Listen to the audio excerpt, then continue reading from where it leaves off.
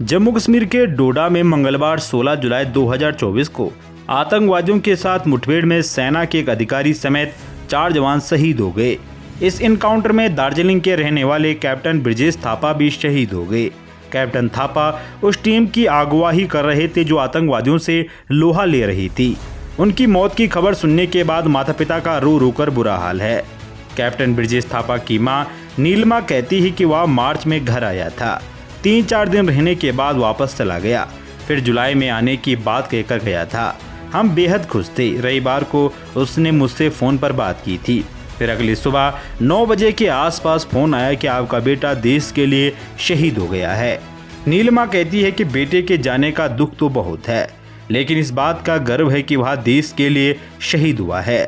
मेरा बेटा था तो क्या हुआ, आखिर किसी न किसी को तो बॉर्डर पर जाना पड़ेगा। आखिर कोई नहीं जाएगा तो हम सुरक्षित कैसे रहेंगे। उसका खुद का सपना था कि वह भारतीय सेना में जाकर देश की रक्षा करेगा। ब्रिजेश थापा की उम्र 26 साल थी। साल 2019 में ट्रेनिंग पूरी करने के बाद वह सेना में भर्ती हुए थे। कैप्टन थापा की 3 पीढ़ियां सेना में रह चुकी है। उनके पिता भुवनेश्वर थापा कर्नल रह चुके हैं। भुवनेश्वर थापा का कहना है कि बेटे ब्रिजेश का बचपन से ही भारतीय सेना में सपना था। वह मेरी वर्दी पहनकर इधर उधर घूमता था।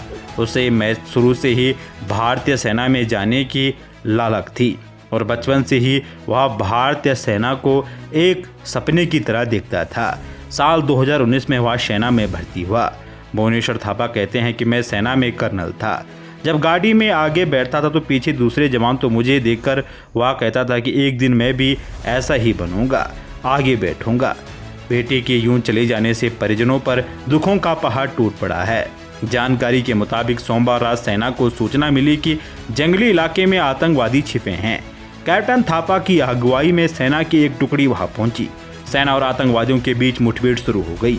मंगलवार तक चलती रही। इस एनकाउंटर में ब्रिजेश थापा समेत 3 जवान देश के लिए शहीद हो गए। बाकी दोस्तों, वीर बलिदानियों का ये बलिदान ये देश कभी नहीं भूल सकता। देश हमेशा उनके इस बलिदान का ऋणी रहेगा।